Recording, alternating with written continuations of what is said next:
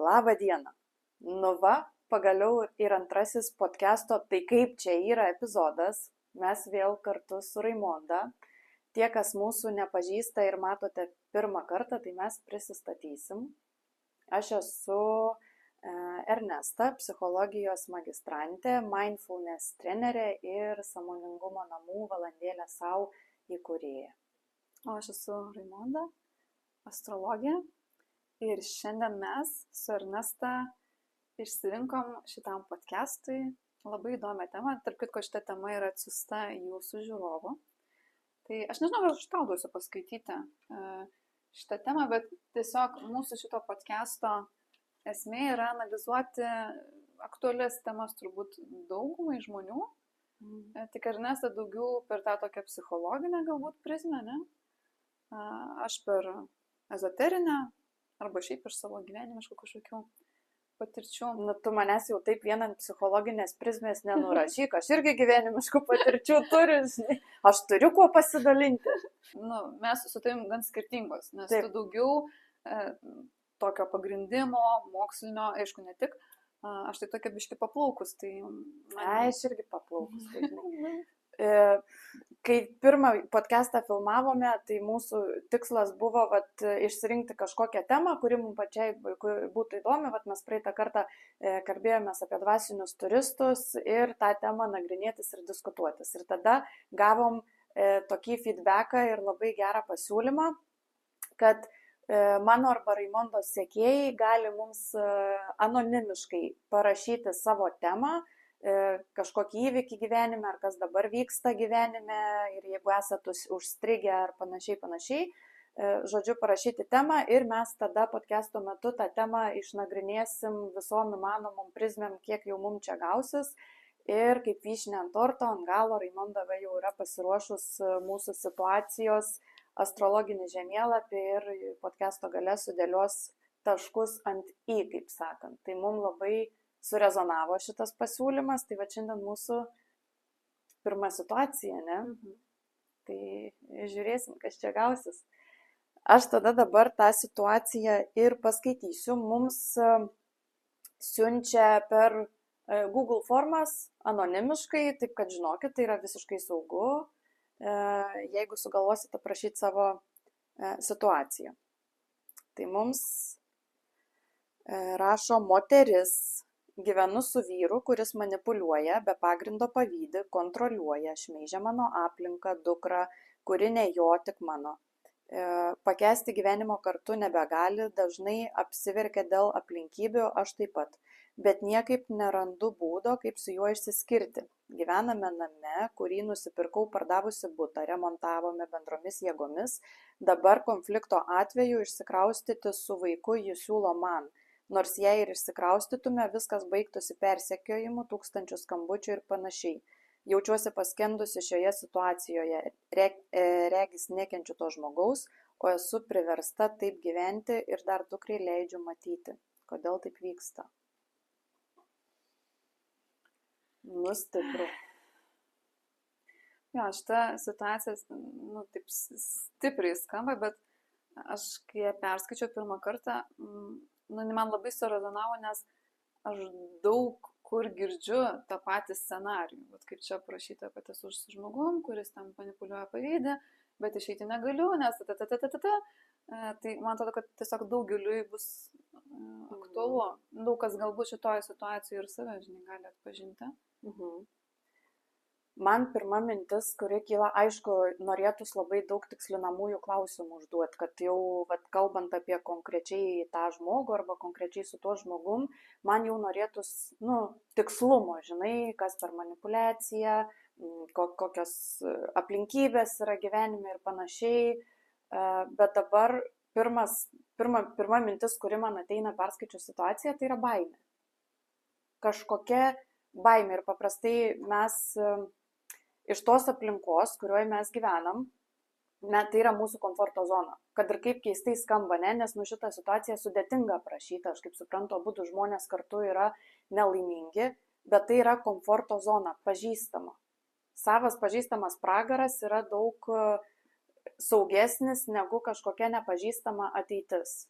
Dar jeigu tą nepažįstamą ateitį kas nors mums garantuotų, kad, nu, vat išeisi ir tiesiai ten pas kokį, nežinau, milijonierių glėbį, nu, sakykim taip, ne, nes viena iš didelių baimių paprastai būna finansai, kaip aš išsilaikysiu vieną su vaikais.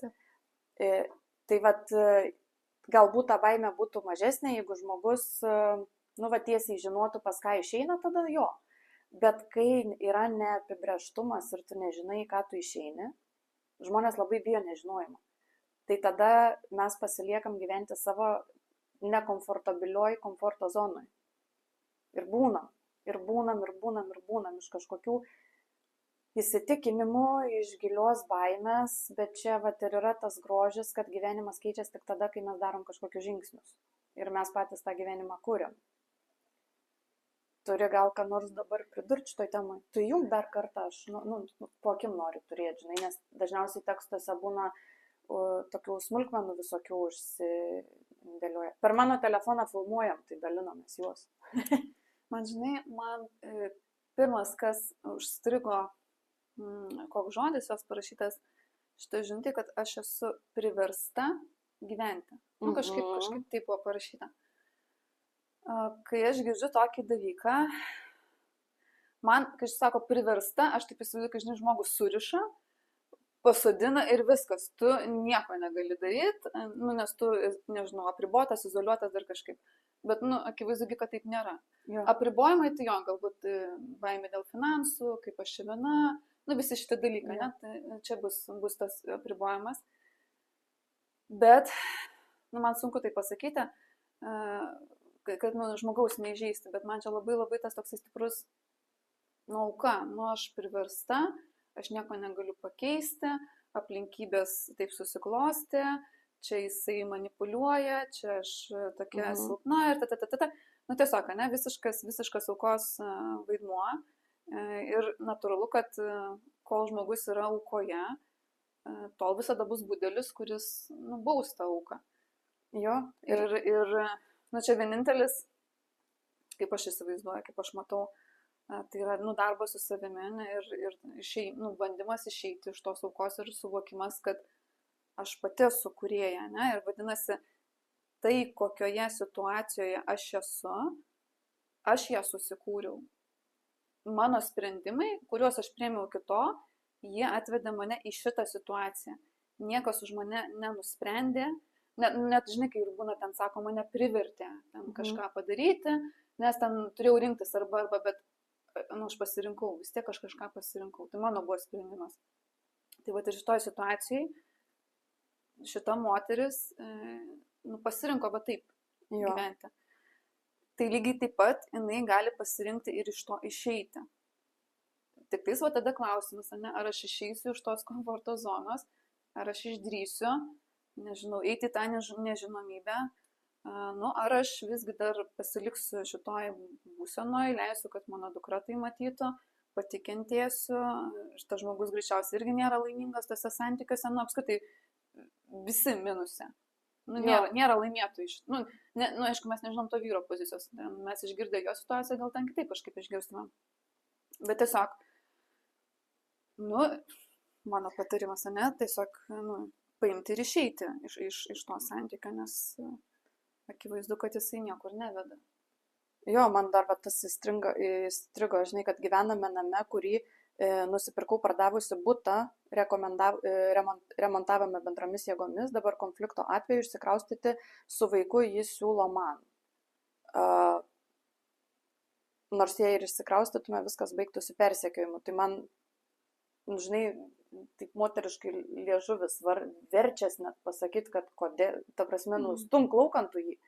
Žinai, nu, toks, kaip suprasti, nu, tai remontavot butą kartu, dėl to, kad kartu kūrėt santykį, kartu gyvenot ir prisidėti finansiškai prie buto, prie namo, ar buto, palauk.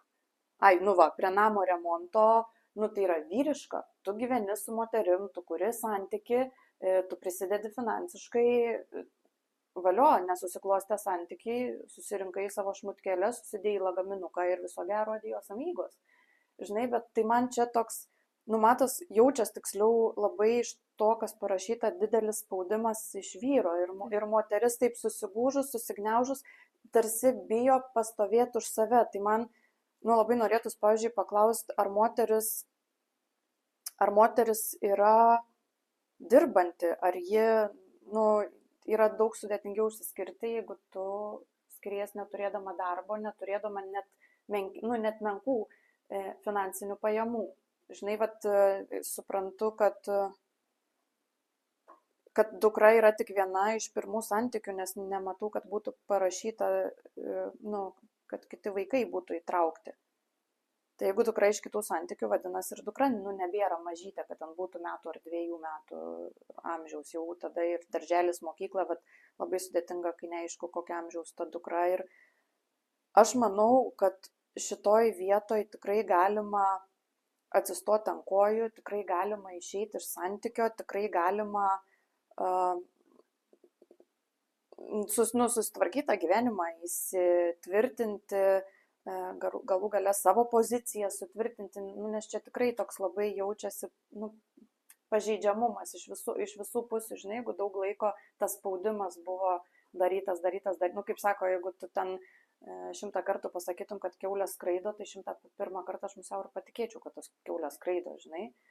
Arba, kad, žinai, šuo ir karimas pripranta, tai tu tiesiog pripranti, kad, yra tokia būsena situacija ir, susitaikai, nes tiesiog pripranta žmogus prie to ir, nors tai netrodo normalu, bet, Taip. Jau čia tokia būsena. Žinai, net aukščiausios savigarbos ir savivertės moterį per ilgą laiko tarpą, taip lėtai ją trinant, ją galima, tiesiog iš jos galima padaryti žmogų, kuris bijos pajudėti kairę ir dešinę. Jo. Dar, žinai, man irgi klausimas, ar yra artimųjų, kas galėtų padėti, nes, tarkim, jeigu jinai nedirbanti, jisai, tarkim, čia vienintelis tas išlaikytojas ir čia nuo jo viskas priklauso, tai ar yra artimųjų, kurie galėtų padėti, jai, tarkim, kad ir išvaryti, suklausti lagaminus, ir kad pabūtų kažkas su ją, kad jeigu, tarkim, tas vyras grįžta ir ten pradeda kažką, nežinau, daužyti, rėkti ar dar kažką, kad... Nes čia tiesiog irgi gali būti, kad labai baisu, nes jeigu jinai yra viena, tarkim, nėra artimųjų, kuriems gali papasakoti, kurie gali padėti, tai jo, tada vienai išvaryti tą vyrą iš gyvenimo gali būti tikrai sudėtinga. Tai čia, kitas dalykas, ką reikia daryti, tai pagalbos, paprašyti, kreiptis. Žinai, aš turbūt nuo ko pradėčiau, visų pirma, nuo profesionalios pagalbos. Jeigu nėra galimybės, sakykime, kreiptis į psichoterapeutą ar kažkur, kad atkurti savivertę, kad sumažinti tas baimės, sumažinti tą nežinomybės baimę, o kas bus be to santykio, o kas bus, kai jis išeis. Labai daug moterų bijo būti vienos ir renkasi geriau būti destruktyviam santykiui, kad tik gink Dieve nebūčiau viena, nes toks jausmas, kad jeigu būsiu viena, tai prapulsiu. Ir jeigu tai yra toks išmoktas modelis, jeigu žmogus visą gyvenimą taip gyveno, nes man tai, pavyzdžiui, atrodo nesuvokiama, nepatika, kas nors trenkia į durim, pasiuntė ant 3 raidžių ir apsidan kulniuką ir išeina, arba, išstumė, ne? Bet tai čia yra mano tokia gyvenimo patirtis, aš tokia asmenybė. Yra moterų, kurios, tą padaryti yra labai sudėtinga, kur, net netrodo, kad galėčiau tai padaryti. Yra kažkokios baimės, yra kažkokie tai, pasąmoniniai dalykai, modeliai, su kuriais užaugo. Man būtų labai įdomu paklausti tos moters, o kokioje aplinkoje jinai augo, kokioje jinai gimė, kokioje jinai augo, iš kur pas ją susiformavo. Nes, mes iš esmės žmonės, kurie ateina į mūsų gyvenimą, jie ateina nebereikalo. Ne šiaip sau, mes juos prisitraukiam. Dėl kažko, iš kažkokių savo vidinių išgyvenimų, iš kažkokių tai patirčių, kurias turėjom, tiesiog susirezonuoja. Aš kaip sakau, 2 rėčiai, kiauri bando ten viens kitam tas skylės užkišti, bet jie vis tiek yra rėčiai, ne? Ir iš to tas santykis ateina. Tai vienas būna manipuliatyvus ir kaip čia parašyta, ne, o kita bijo ten pasijudinti ir panašiai. Tai iš kur tas santykis yra atėjęs.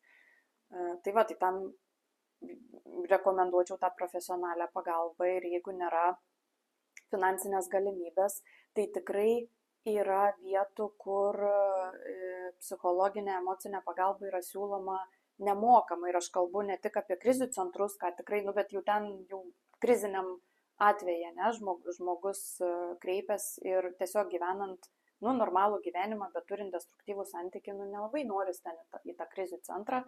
Tai tikrai yra yra įstaigų, įmonių, organizacijų, kurios rašo projektus ir siūlo nemokamas paslaugas žmonėm, kurie neturi galimybės. Tai jeigu įdomu, arba susisiekit su manim asmeniškai, parašykit, arba po video, kurį kelsim, pakomentuokit, aš tikrai pasidalinsiu kontaktais su profesionalia pagalba, kuri yra nemokama, nes, ką aš matau, tai visų pirma, moteris turi sustiprinti save, vienaip ar kitaip, žinai, man čia dabar būtų lengva švaistyti patarimus, daryk tą, daryk aną, daryk trečią, bet aš nežinau tos moters gyvenimo aplinkybių, aš nežinau jos baimių, yra labai lengva pasakyti, kad išstumk, norėjau net nusikeisti. Taip, mums laiką lengviau pasakyti kitam žmogui, kuris yra toje situacijoje, tai atrodo kartais net misija neįmanoma. Bet žinai, aš įkvėpimui, jeigu ta moteris žiūrės, arba ir kitos moteris, kurios irgi panašios situacijų, kurios žiūrės, aš galiu pasidalinti asmeniniu, pavyzdžiui, iš mano šeimos, kaip pas mano mama labai panašiose santykiuose buvo su mano patėviu, kur virš 20 metų pragyveno ir visą laiką galvoja, kad jinai be jo niekas, nes net jos banko kortelė buvo pasiėmė, iki tokio lygio būdavo, kad finansus jisai valdo, viską jisai. Ir jai ten, žinai, maisto, ant to, žinai, duoda pinigų, kur jinai net ten moteriškus, higieniškus paketus turėdavo prašyti vyro, kad duok man reikia nusipirkti. Iki tokio lygmens. Ir aš visą laiką sakydavau, mama, tai tu išeik, mes ateik pas mus gyventi. Ir jinai, pirma tai buvo kaltė, kad kaip čia aš pas vaikus, dabar aš apkrausiu, bet didžiausia kita baimė, kad jinai be jo, neišsilaikys. Kad jos alga per maža, jinai čia neišsilaikys. Bet galų galia atėjo tas momentas, kai visgi aš išprašiau, kad jinai ateitų pas mus gyventi.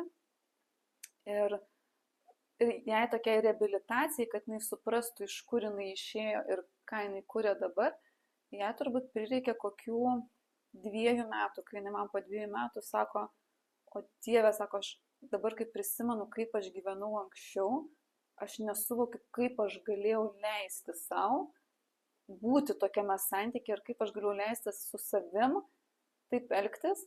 Ir sako, dabar pas mane pinigų. Sako, aš dabar ir jum galiu duoti pinigų ir savo galiu nusipirkti, ką noriu. Ir galiu eiti, kur noriu su draugė, man nieks neskambina, nieko neklausia, nekontroliuoja. Sako, kodėl aš tik tada, prieš tuos 5 metus, tik tada pas tave atėjau gyventi. Sako, aš jau senai taip galėjau gyventi. Sako, aš didžiąją gyvenimo dalį, bet tiesiog atidaviau kažkam, kur nebuvo nei ten tos meilės kažkokios didelės, nei pagarbos, nieko, buvo tiesiog destrukcija. Tai, aš džiaugiuosi, kad bent dabar ant garbaus amžiaus jau gali pailsėti, jau matau, kaip jinai atsigavus ir su draugiam varo, ir pramogauja, ir ką nori savo perka, ko jinai visą gyvenimą negalėjo leisti. Bet jinai pati savo neleido, nes jinai buvo tame santykiai.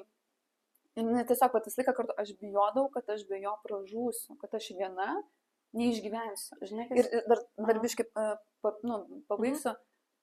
Ir gavos toks paradoksas, kad jinai, kai išėjo nuo jo, jinai geriau gyvena negu su juo. Tarsi pas ją pinigų daugiau negu būnant kartu su juo. Tiesiog žmogus buvo į tokią iliuziją įvedęs, į tokią, nes kadangi visi finansai pasibūdavo.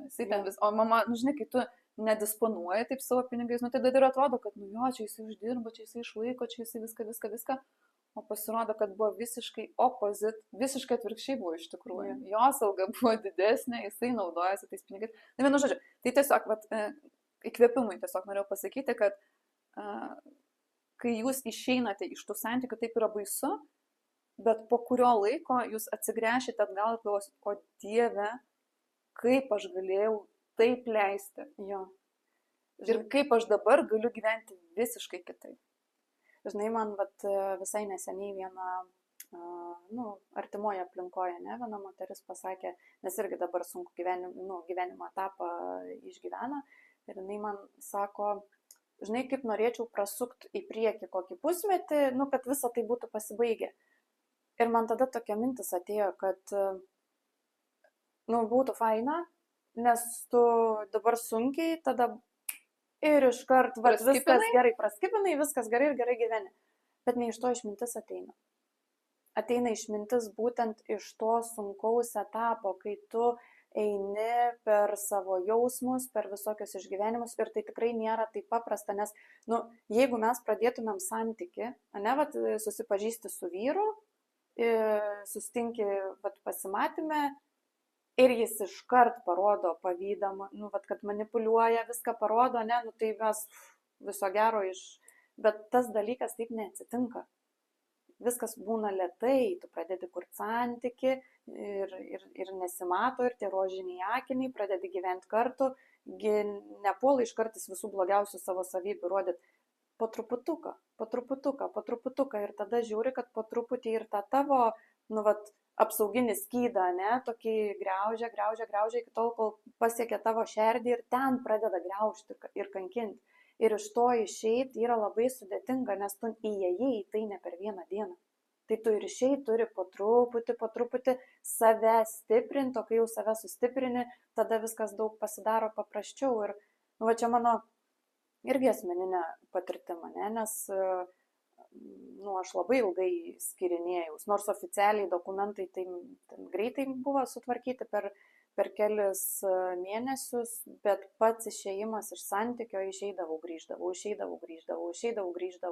ir ašarų pakalnė ir visaip kaip darbo neturiu, nieko neturiu ir ten, žinai, kam tu būsi reikalinga su 2 vaikais pati viena, ten, savivertė ties plintusu, savigarba ties plintusu, ten, o Dieve, kaip man buvo blogai, ir tas daug metų tęsės, jau net paskui, kai jau buvo padėtas tas galutinis taškas, aš dar buvau pilnai susinaikinus ir maniau, kad esu nieko verta, niekam tikus. Ir tokia, man mama, atsimenu, sakydavo, kad, Ernesta, tu tai kaip šunytis į kampą gyvūnų namuose, žinai, tu kiši ranką, kad tave bandyti paglostyti, o tas šunytis iškart šiepia dantis ir puola. Tai aš tokia buvau. Ir visai nesenai, žinok, važiuoda, ta prasme visai nesenai, turiu omeny visai nesenai, gal praeitą savaitę, nes ką mes gyvenam, tiesiog tu gyveni savo gyvenimą, mažai ten mastai to tokiu ilguoju periodu. Bet man važiuojant tokią dainą užgrojo per radiją ir man toks pradėjo filmukas suktis. Žinai, kaip buvo, kad kiek aš ten svėriau, kaip aš ten, žodžiu, be darbo ir ten 15 metų manikiuristė pradirbus ir, tokia, bet niekada nejutau didelę pasitenkinimą savo darbo, ten, visą susinaikinus visiškai. Ir paskui per tuos, kiek čia dabar jau, tokio stipraus kilimo 6 metai, kaip viskas pasikeitė. Aš baiginėjau psichologijos studijas, vyravo valandėlę, mes čia puikiai sėdim, gražiai įsikūrę, mano vaikai užauginti, mano savivertė, savigarba vietose. Dabar aš gyvenu gerai ir aš esu labai laiminga ir aš turiu gražų santykį ir viskas mano gyvenime nuostabu. Ir man prasisuko tas filmu, žinai, tas taip kaip būtų greitai prasukta.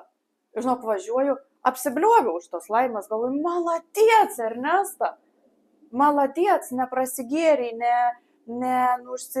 biški buvo ten man depresūkos, etapų, žinai, buvo depresūkos ir ašarų pakalnių ir visko buvo ir aš iš to savo juodą dugną išlipau, keliais alkūnę, medžių viršūnėm, verkdama, paslysdama, nukrisdama, vėl atsikeldama visai, bet išlipau.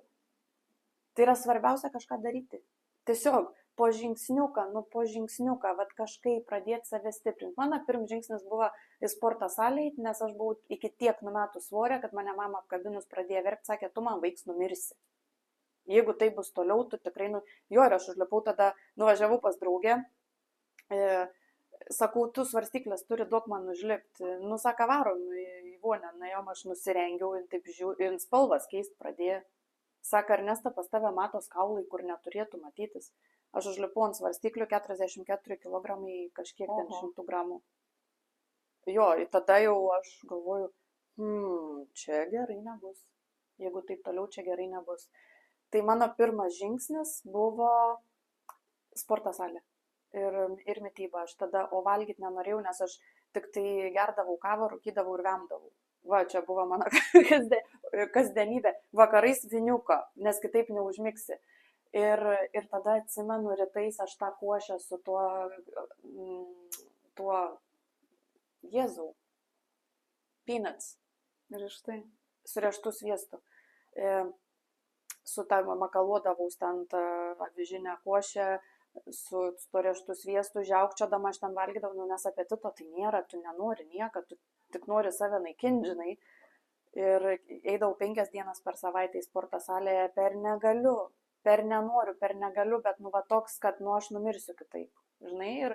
Ir va nuo ten buvo tas pirmas žingsnelis. Lipdavau ant svarstyklių, ten kas 2 dieną žiedavau, ten kiekvieną tą 100 gramų sau, žinai. Kad paskui jau kai užlipau ir man rodė ten gal 54 kilogramus, tai jau galvojau šausiu šampę iš tos laimės. O tada, kai jau kūnas sustiprėja, tu pradedi tą savo vidų stiprinti.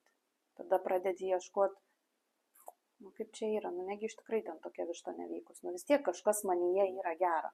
Ir tu pradedi ieškoti, tai jau kas many tada yra gera dabar. Kažką aš turiu. Ir tu turi save įtikinti tuo kažkuo, sustiprinti tą dalį, kurią tu jau tiki, jau pats randi. Ir tada pradėti ieškoti, kitų dalių, kurios yra primestos. Kad ten tu višta, pavyzdžiui. Ten tu, ką čia šneki? Žinai, tokių. Gal tai nėra tiesa, kad tas žmogus man daug metų sakė. Gal vis dėlto čia jo perspektyva, gal vis dėlto aš ten turiu to intelektą, ten dar kažko. Žinai, ir taip po truputį dar vieną prie savęs priklijuoji dalį, ją įtvirtini, tada pradedi dar vienos ieškoti. Ir, yra liūdna, kad dabar daug moterų renkas, taip verkti atsisėdus ir sakyti, kokia aš nelaiminga, kaip manim naudojas, ir leisti naudotis iš baimės, kad reikės batonus judinti. Kaip bebūt, aš labai noriu tikėti, kad tai moteriai, kažkaip yra kitaip, kad jinai, tikrai kažkokios dedamosios mes, sakykim, gal nežinom. Bet iš to pagrindinė, tai, kas yra parašyta, aš matau faktą, kad tiesiog moteris nejudin batonų į priekį. Tiesiog atsistojau ir padariau, atsistojau ir pasipriešinau. Ir taip tam turbūt nėra jėgų, bet tada paieškokit tų jėgų kažkur. Kaip galima pasakyti, kad žiūrėk, aš už savo buto pinigus šitą namą nusipirkau, ką tu čia pjauni, kaip suprasti, aš turiu išsikraustyti, susirink šmutkelės ir varyk per durelės, žinai, bet man tai yra lengva pasakyti. Visų pirma, ta moteris turėtų šiek tiek sustiprėti. Gal tu turi, čia tam savo kažką gerą? Jo, šiaip pas šitą moterį, vienu žodžiu, parodymai yra tokie, kad žmogus labai yra priklausomas nuo kitų žmonių. Dėl to, tokiai moteriai visą laiką reikės šalia, kad būtų kažkoks žmogus. Tai nebūtinai partneris čia gali būti draugė, bet kažkokia atrama labai reikalinga. Ir žmogus, šiek tiek jaučiasi, kad, aš be kažkieno atramos, pagalbos, buvimo šalia, galiu palūžti, arba aš nesu pilnavertė, nesu tvirta. Bet, čia daugiau ezoterika dabar bus, nes astrologija vis tiek ezoterinė kryptis. Tai tada aš čia truputuką įsikišiu ir man iškart noris, tokį kaip patarimą, jeigu ta moteris žiūrės, ieškokit tada, į ką jūs kitą galite atsiremti. Tokį tada, jeigu neišeina išeiti iš tų santykių ir būti be atramos, tada prieš išeinant iš tų santykių, pradėkit ieškoti, o į ką aš galiu atsiremti. Tai gali būti draugė, bet lygiai taip pat tai gali būti psichoterapijos grupė, tai gali būti savipagalbos grupė, tikrai yra nuostabių projektų, vienas iš jų, pavyzdžiui, moterų gentis. Tu ten tikrai gali rasti tą atramą, kurią galėtum pakeisti, jeigu tai yra toks tipas, žmogaus. Tai tiesiog patarimas jum. Nors manęs nieks neprašė patarimo, bet vis tiek duosiu. Paieškokit pakaitosi, ką galit atsiremti, kol sutvirtėsit, kol tas etapas baigs. Bet kas labai svarbu, kad šitos moters pagrindinė užduotis šitam gyvenime yra visiškai nesantykiai. Tai yra savarankiškumas. Tai yra ta siela, kuri ateina išmokti, kas aš esu. Ne mes, o kas aš esu. Ateina išmokti drąsos, pasitikėjimo savimi. Ir čia yra tas labai svarbus momentas, pirmiausia, aš kaip asmenybė turiu užaugti, sustiprėti Ir tik tada aš galiu eiti į harmoningus santykius su kitu žmogum. Nes dabar šita moteris per kitą žmogų ieško savęs. Tiksliau, kitas žmogus lyg turi užpildyti tai, ko jai trūksta pačiai. Nu, pavyzdžiui, meilė, pagarba, švelnumas, dėmesys. Nu, tažnai, kiekvienas mes turim irgi savo tos poreikius. Ir jai atrodo, kad kažkas kitas turi tai duoti. Kad aš viena nepilnavertė. Kad aš pati negaliu savo kažko suteikti. Nes aš, nežinau, neturiu pakankamai jėgos, stiprybės. O užduotis tai kaip tik ir išmokti to. Nu, čia yra visiškai savarankiškumas, nepriklausomas nuo kitų.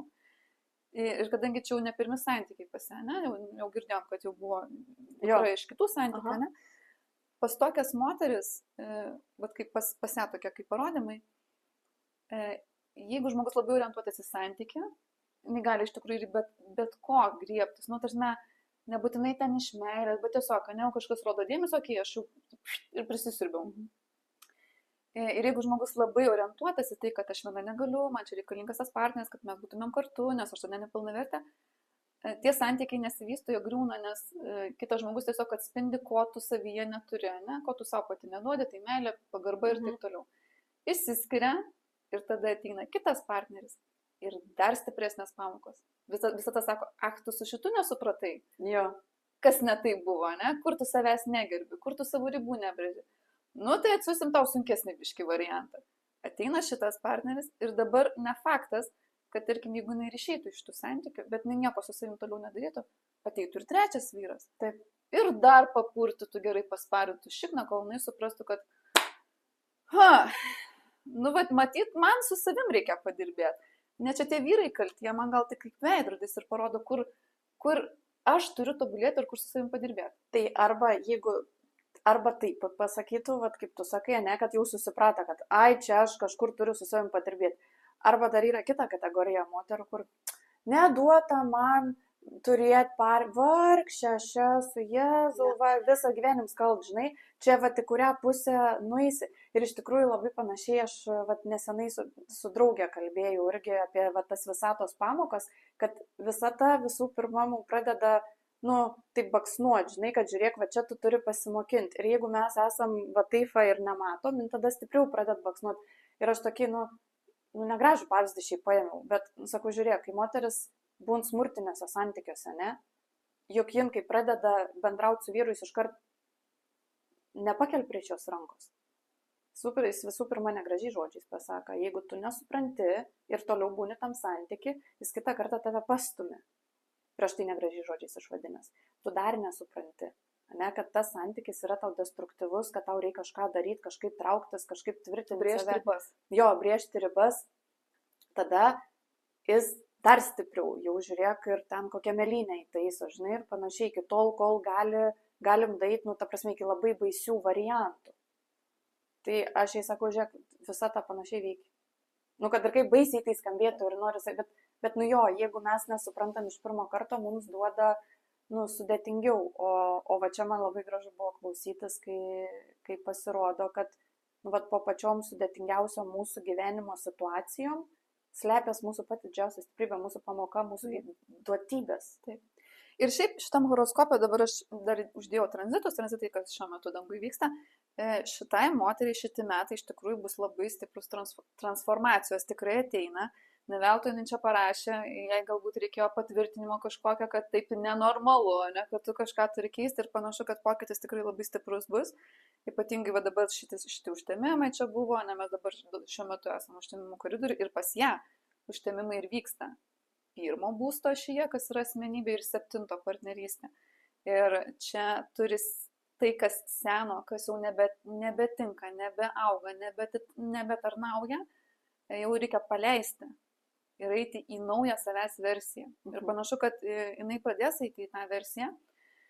Bet vėlgi, čia Plutonas tą poziciją rodo, kai labai stipriai transformacijos vidinės vyksta. Bet vėlgi, Plutonas gali duoti transformacijas, kai žmogus ten visiškai į dugną kažkokį nusileidžia destrukciją, kurio dieve, arba aš kaip Feniksas iš pelenų pakylu ir atgimstu iš naujo. Tai labai norėtųsi palinkėti, kad tokia energija pas ją būtų atgimimo. Ir jos gyvenimo šūkis turi būti aš renkuosi save. ne per ego, kad čia dabar jūs dėl manęs tenkitės, jūs čia aplink mane šokinėkit, bet tiesiog aš pirmiausia renkuosi save, kaip man tinka, kaip aš noriu, kaip man patogu. Kai man bus patogu, bus ir kitiem patogu. Kai aš būsiu pilnatvėje ir mano aplinka bus pilnatvėje. Nebebus tam poreikio kažkokio, kad tu čia turi patenkinti mano kažkokius dalykus, nes aš ten kažkokiam trūkume. Ne, pirmiausia, tas resursas pas ją pačią turės ateiti. Panašu, kad nebus lengva, bet yra palaikantis aspektai, kurie vat, kaip tik dabar duoda tą postumį, kad daryk dabar. Ne, nu, tau ateina galimybės. Aišku, jos ir vėliau gal dar ateis. Čia ne tai, kad dabar viskas rašyk prašymą skrybo, ne, čia mes neskatinam šito, bet tiesiog impulsas, kad pokytis ir augimas ateina dabar, yra labai ryškus. Žinai, mes patys renkamės, į kurią pusę mes nueinam. Mes patys renkamės, kaip mes apie pasaulį galvojam, kaip mes apie gyvenimą galvojam ir tai tampa mūsų tiesa. Ir viskas, tai aš linkiu po žingsniuką ieškoti ir suprast, kad mūsų realybė kurias mūsų galvoj, kad niekas neturi mūsų gelbėt, mes patys turim ieškoti išeičių ir nekaltinti aplinkos, kad kažkas čia negerai vyksta, o dėkoti aplinkai, kad jinai man rodo, kur aš turiu eiti, ką aš turiu daryti, kur man susitvarkyti su savim. Nes jeigu manyje būtų viskas gerai, tvirtai, man pačiai su savim, manim nepamanipuliuotų ir man nepasakytų, kad tu kraustykis iš šitų namų, žinai.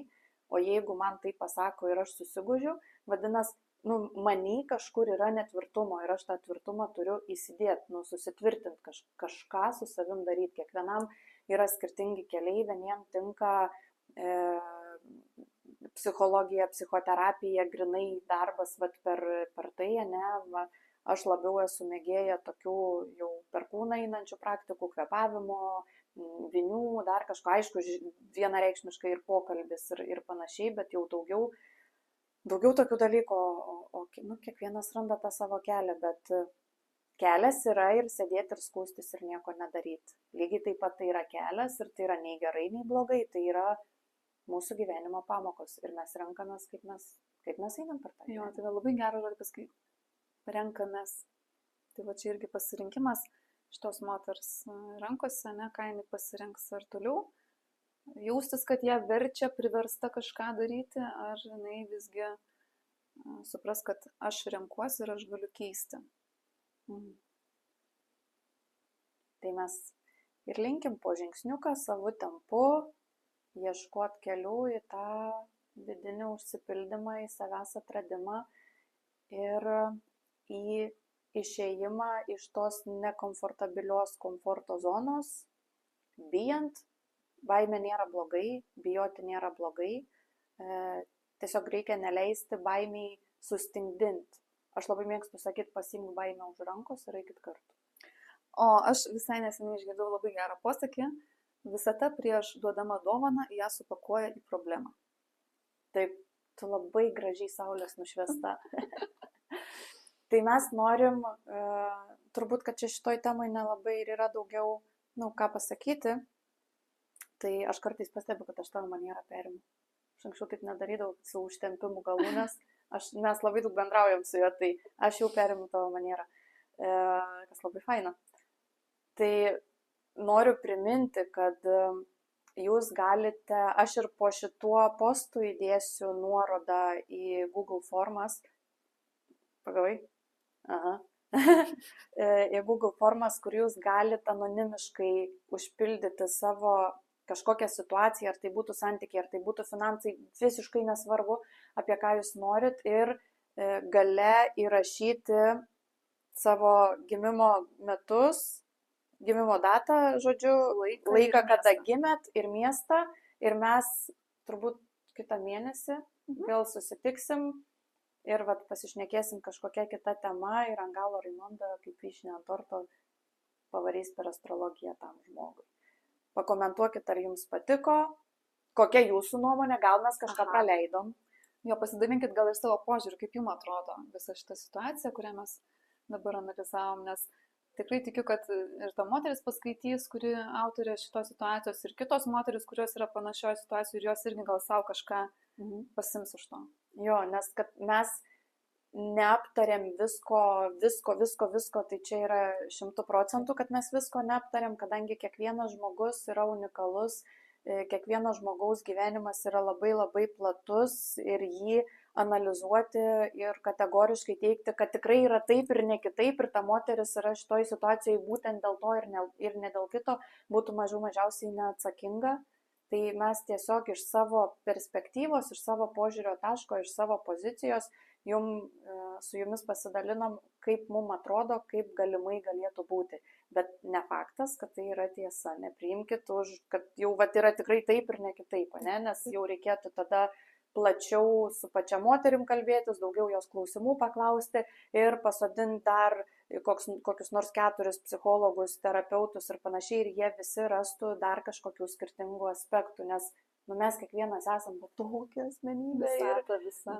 Visa visata ir mumyse viskas keičiasi, visko yra daug, tai va, ar turim ką dar pridėti? Turbūt ne. Tiesiog paspauskit subscribe, kad nepraleistumėt kitų video, kad žinotumėt, kada mes čia vėl su Ernesta turėsim tokius pokalbius. Komentuokit, siųskit savo istorijas ir pasimatysim jau kovo mėnesį, turbūt, ne? Taip. O mes kitą kartą pasirūpinsim geresnio apšvietimu, nes dabar, pavyzdžiui, tikrai Monda saulės apšviesta, aš gal, pavyzdžiui, irgi norėčiau, žinai. Tai, bet, po truputį, kol kas dar nesam labai profesionaliai įsikūrusios su visa elektronika ir viskuo, bet po truputį ir mes. Taip, truputėlį ir mes. Ačiū Jums labai, kad žiūrėjot, kad buvot ir pasidalinkit savo nuomonę. Ačiū tau, kad atvažiavai į Šiaulius.